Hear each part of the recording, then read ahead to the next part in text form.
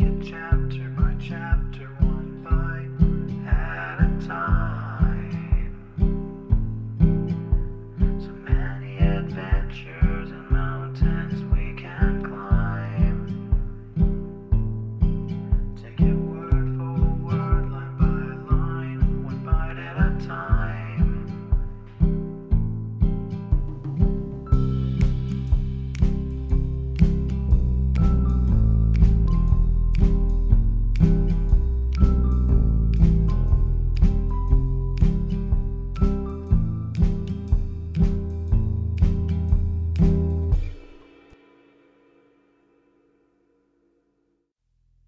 Welcome to Bite at a Time Books, where we read you your favorite classics one bite at a time. My name is Bree Carlile, and I love to read and wanted to share my passion with listeners like you. If you enjoy our show, be sure to follow us so you get all the new episodes. If you want to see exclusive behind the scenes of our show, follow us on YouTube. We would also love for you to drop us a rating on your favorite podcast platform and share our show with your friends. You can catch us on all the social medias at Bite at a Time Books or on our website, biteatatimebooks.com. Today we'll be continuing Anne of the Island by Lucy Maud Montgomery. Chapter 13, The Way of Transgressors. Davy and Dora were ready for Sunday school. They were going alone, which did not often happen, for Mrs. Lynde always attended Sunday school. But Mrs. Lynde had twisted her ankle and was lame, so she was staying home this morning. The twins were also to represent the family at church, for Anne had gone away the evening before to spend Sunday with friends in Carmody, and Marilla had one of her headaches. Davy came downstairs slowly. Dora was waiting in the hall for him, having been made ready by Mrs. Lynde. Davy had attended to his own preparations. He had a cent in his pocket for the Sunday school collection, and a 5-cent piece for the church collection. He carried his Bible in one hand and his Sunday school quarterly in the other. He knew his lesson and his golden text and his catechism question perfectly. Had he not studied them, perforce, in Mrs. Lynde's kitchen all last Sunday afternoon? Davy therefore should have been in a placid frame of mind. As a matter of fact, despite text and catechism, he was inwardly as a ravening wolf. Mrs. Lynde limped out of her kitchen as he joined Dora. "Are you clean?" she demanded severely. "Yes, all of me that shows," Davy answered with a defiant scowl. Mrs. Rachel sighed. She had her suspicions about Davy's neck and ears, but she knew that if she attempted to make a personal examination, Davy would likely take to his heels and she could not pursue him today. "Well, be sure to behave yourselves," she warned them. "Don't walk in the dust. Don't stop in the porch to talk to the other children.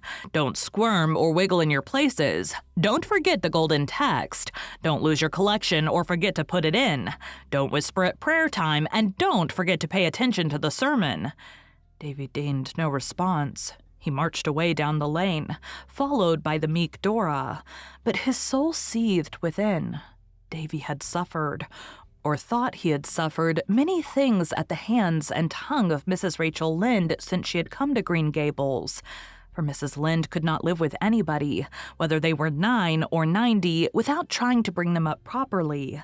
And it was only the preceding afternoon that she had interfered to influence Marilla against allowing Davy to go fishing with the Timothy Cottons.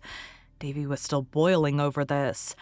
As soon as he was out of the lane, Davy stopped and twisted his countenance into such an unearthly and terrific contortion that Dora, although she knew his gifts in that respect, was honestly alarmed lest he should never in the world be able to get it straightened out again. "Darn her!" exploded Davy. "Oh, Davy, don't swear," gasped Dora in dismay. "Darn isn't swearing. Not real swearing, and I don't care if it is," retorted Davy recklessly. "Well, if you must say dreadful words, don't say them on Sunday," pleaded Dora. Davy was as yet far from repentance, but in his secret soul he felt that, Perhaps he had gone a little too far. "I'm going to invent a swear word of my own," he declared. "God will punish you if you do," said Dora solemnly. "Then I think God is a mean old scamp," retorted Davy. "Doesn't he know a fellow must have some way of expressing his feelings?" "Davy!" said Dora. She expected that Davy would be struck down dead on the spot, but nothing happened. "Anyway, I ain't going to stand any more of Mrs. Lynde's bossing," spluttered Davy. "Anne and Marilla may have the right to boss me, but she hasn't. I'm going to do every single thing she told me not to do. You watch me." In grim, deliberate silence, while Dora watched him with the fascination of horror, Davy stepped off the green grass of the roadside, ankle-deep into the fine dust which 4 weeks of rainless weather had made on the road, and marched along it, shuffling his feet viciously until he was enveloped in a hazy cloud. "That's the beginning," he announced triumphantly. "And I'm going to stop in the porch and talk as long as there's anybody there to talk to. I'm going to squirm and wiggle and whisper, and I'm going to say I don't know the golden text, and I'm going to throw away both of my collections right now." Davy hurled cent and nickel over Mr. Barry's fence with fierce delight. "Satan made you do that," said Dora reproachfully. "He didn't," cried Davy indignantly. "I just thought it out for myself, and I've thought of something else. I'm not going to Sunday school or church at all. I'm going to play with the Cottons. They told me yesterday they weren't going to Sunday school today 'cause their mother was away, and there was nobody to make them. Come along, Dora. We'll have a great time." "I don't want to go," protested Dora. "You've got to," said Davy. "If you don't come, I'll tell Marilla that Frank Bell kissed you in school last Monday." "I couldn't help it. I didn't know he was going to," cried Dora, blushing scarlet. "Well, you didn't slap him or seem a bit cross," retorted Davy. "I'll tell her that, too, if you don't come. We'll take the short cut up this field." "I'm afraid of those cows," protested poor Dora, seeing a prospect of escape. "The very idea of your being scared of those cows," scoffed Davy. "Why, they're both younger than you." "They're bigger," said Dora. "They won't hurt you. Come along now. This is great. When I grow up, I ain't going to bother going to church at all. I believe I can get to heaven by myself." "You'll go to the other place if you break the Sabbath day," said unhappy Dora, following him sorely against her will. But Davy was not scared, yet. Hell was very far off, and the delights of a fishing expedition with the Cottons were very near. He wished Dora had more spunk. She kept looking back as if she were going to cry every minute, and that spoiled a fellow's fun. Hang girls, anyway. Davy did not say darn this time, even in thought. He was not sorry, yet, that he had said it once, but it might be as well not to tempt the unknown powers too far on one day. The small Cottons were playing in their backyard, and hailed Davy's appearance with whoops of delight. Pete, Tommy, Adolphus, and Mirabel Cotton were all alone. Their mother and older sisters were away. Dora was thankful Mirabel was there at least. She had been afraid she would be alone in a crowd of boys. Mirabel was almost as bad as a boy. She was so noisy and sunburned and reckless, but at least she wore dresses. "We've come to go fishing," announced Davy. "Whoop," yelled the Cottons. They rushed away to dig worms at once, Mirabel leading the van with a tin can. Dora could have sat down and cried. Oh, if only that hateful Frank Bell had never kissed her. Then she could have defied Davy and gone to her beloved Sunday school. They dared not, of course, go fishing on the pond, where they would be seen by people going to church. They had to resort to the brook in the woods behind the cotton house, but it was full of trout, and they had a glorious time that morning. At least, the Cottons certainly had, and Davy seemed to have it. Not being entirely bereft of prudence, he had discarded boots and stockings and borrowed Tommy Cotton's overalls. Thus a cowherd, bog, and marsh and undergrowth had no terrors for him. Dora was frankly and manifestly miserable. She followed the others in their peregrinations from pool to pool, clasping her Bible and quarterly tightly, and thinking with bitterness of soul of her beloved class where she should be sitting that very moment, before a teacher she adored. Instead, Here she was roaming the woods with those half-wild cottons, trying to keep her boots clean and her pretty white dress free from rents and stains. Mirabelle had offered the loan of an apron, but Dora had scornfully refused. The trout bit as they always do on Sundays. In an hour, the transgressors had all the fish they wanted, so they returned to the house, much to Dora's relief. She sat primly on a hen coop in the yard while the others played an uproarious game of tag. And then they all climbed to the top of the pig house roof and cut their initials on the saddleboard. The flat-roofed hen house and a pile of straw beneath gave Davy another inspiration. They spent a splendid half-hour climbing on the roof and diving off into the straw with whoops and yells. But even unlawful pleasures must come to an end. When the rumble of wheels over the pond bridge told that people were going home from church, Davy knew he must go. He discarded Tommy's overalls, resumed his own rightful attire, and turned away from his string of trout with a sigh. No use to think of taking them home. "Well, hadn't we a splendid time?" he demanded defiantly as they went down the hill field. "I hadn't," said Dora flatly. "And I don't believe you had really either," she added, with a flash of insight that was not to be expected of her. "I had so," cried Davy, but in the voice of one who doth protest too much. "No wonder you hadn't, just sitting there like a mule." "I ain't going to associate with the Cottons," said Dora loftily. "The Cottons are all right," retorted Davy, "and they have far better times than we have. They do just as they please and say just what they like before everybody. I'm going to do that too after this." "There are lots of things you wouldn't dare say before everybody," averred Dora. "No, there isn't." "There is too. Would you?" demanded Dora gravely. "Would you say tomcat before the minister?" This was a staggerer. Davy was not prepared for such a concrete example of the freedom of speech, but one did not have to be consistent with Dora. "Of course not," he admitted sulkily. "Tomcat isn't a holy word. I wouldn't mention such an animal before a minister at all." "But if you had to?" persisted Dora. "I'd call it a Thomas pussy," said Davy. "I think gentleman cat would be more polite," reflected Dora. "You thinking," retorted Davy with a withering scorn. Davy was not feeling comfortable, though he would have died before he admitted it to Dora. Now that the exhilaration of truant delights had died away, his conscience was beginning to give him salutary twinges. After all, perhaps it would have been better to have gone to Sunday school and church. Mrs. Lynde might be bossy, but there was always a box of cookies in her kitchen cupboard, and she was not stingy. At this inconvenient moment, Davy remembered that when he had torn his new school pants the week before, Mrs. Lynde had mended them beautifully and never said a word to Marilla about them. But Davy's cup of iniquity was not yet full. He was to discover that one sin demands another to cover it. They had dinner with Mrs. Lynde that day, and the first thing she asked Davy was, "Were all your class in Sunday school today?" "Yes'm," said Davy with a gulp.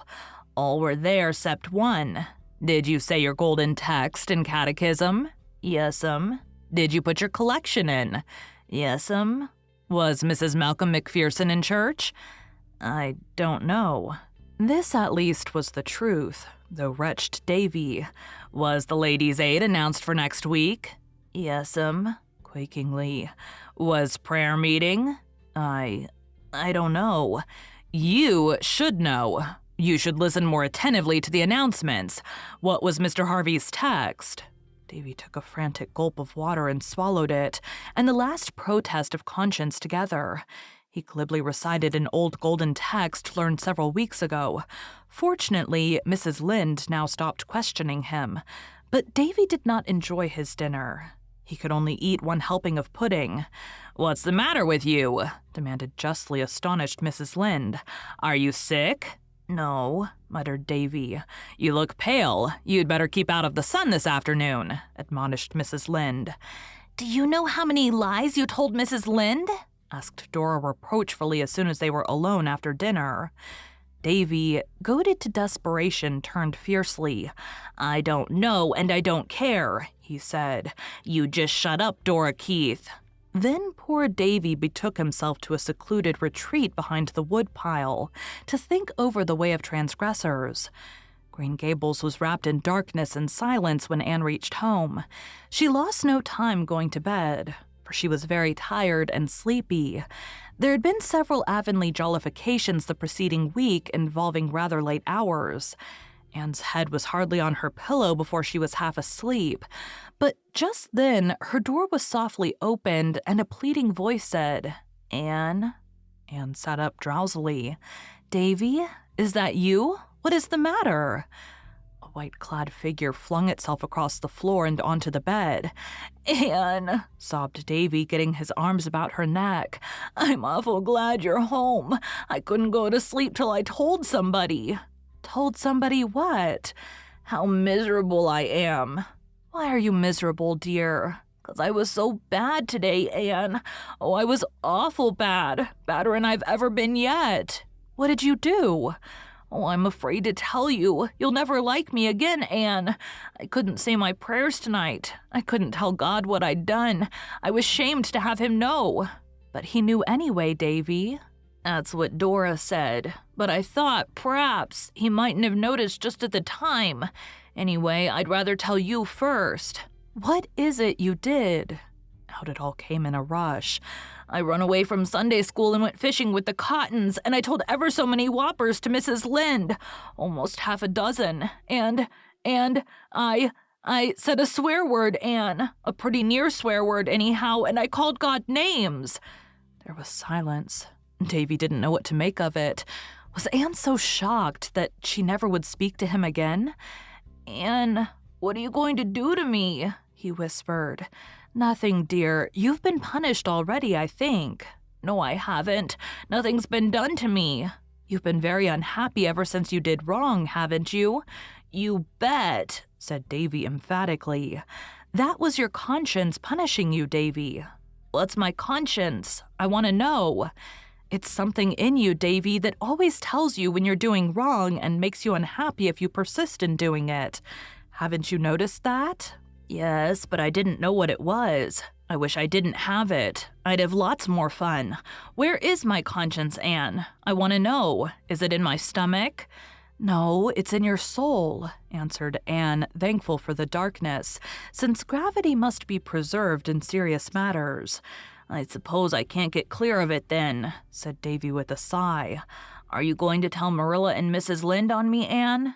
"No, dear, I'm not going to tell anyone. You are sorry you were naughty, aren't you?" "You bet." "And you'll never be bad like that again?" "No, but," added Davy cautiously, "I might be bad some other way." "You won't say naughty words or run away on Sundays or tell falsehoods to cover up your sins." "No, it doesn't pay," said Davy. "Well, Davy, just tell God you are sorry and ask him to forgive you."